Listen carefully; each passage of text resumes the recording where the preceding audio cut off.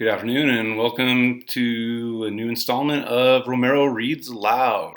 Fun day for us today. One of my personal favorite authors and illustrators.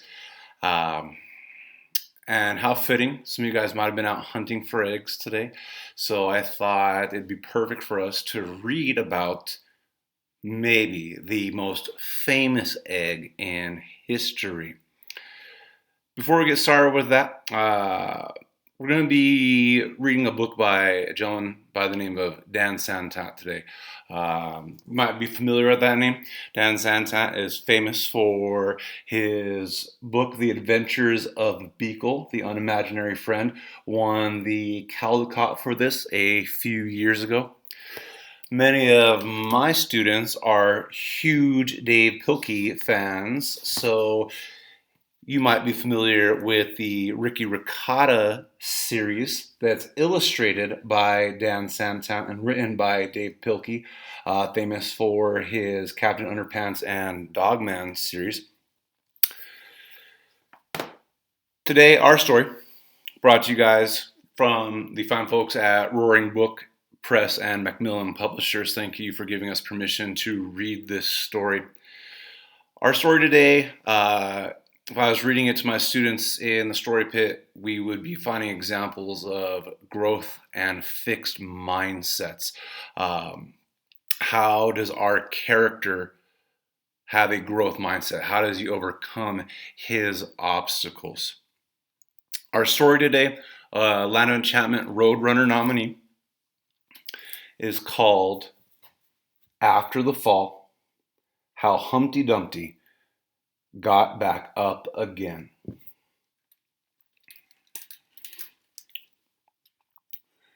My name is Humpty Dumpty. I'm famous for falling off a wall. You may have heard about it.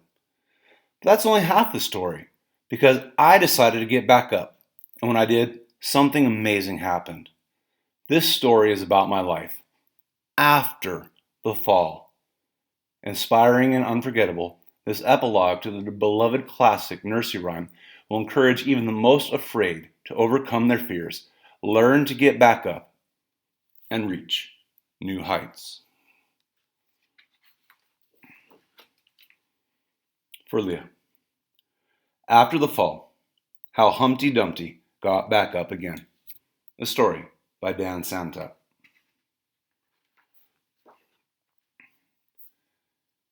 My name is Humpty Dumpty. This was my favorite spot high up on the wall. I know it's an odd place for an egg to be, but I loved being close to the birds. Then one day I fell. I'm sort of famous for that part. Folks called it the Great Fall, which sounds a little grand. It was just an accident, but it changed my life. Fortunately, all the king's men managed to put me back together. Well, most of me. There are some parts that couldn't be healed with bandages and glue.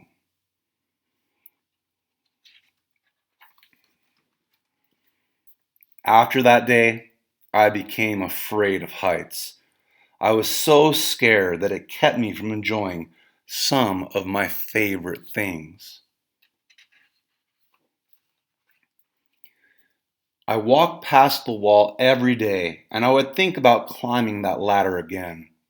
I really missed the birds and being high above the city, but I could never do it because I knew that accidents can happen. I eventually settled for watching the birds from the ground. It wasn't the same, but it was better than nothing. Then one day, an idea flew by.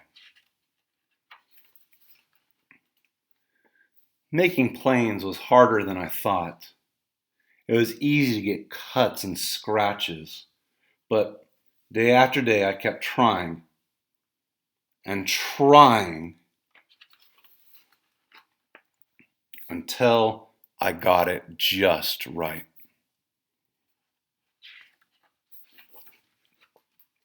My plane was perfect, and it flew like nothing could stop it. I hadn't felt that happy in a long time. It wasn't the same as being up in the sky with the birds, but it was close enough. Unfortunately, accidents happen.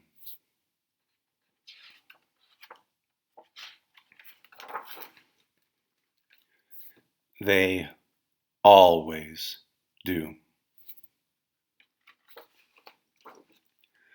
I almost walked away again. But then I thought about all the time I'd spent working on my plane and all the other things I'd missed. I decided I was going to climb that wall. But the higher I got, the more nervous I felt. I didn't want to admit it. I was terrified. I didn't look up. I didn't look down. I just kept climbing, one step at a time, until I was no longer afraid.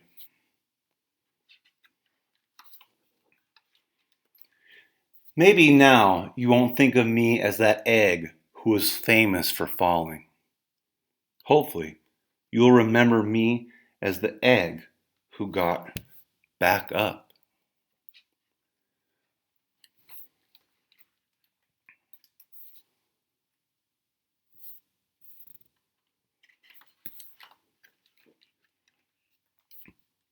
And learned how to fly.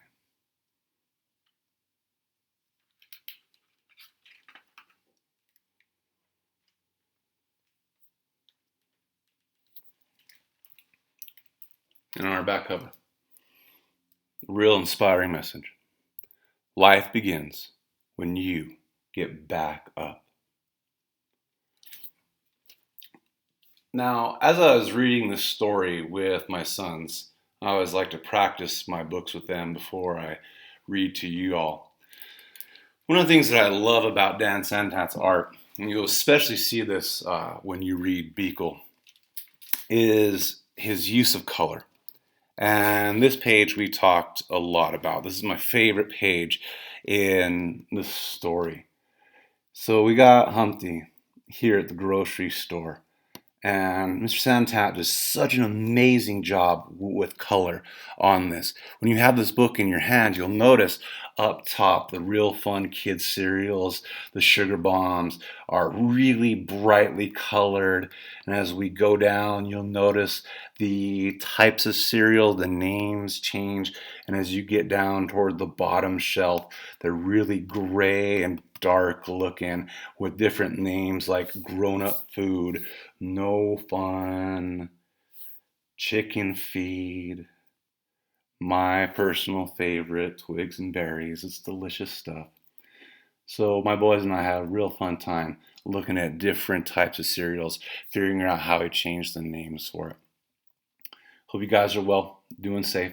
See you guys in a few days with another Read Aloud. Take care.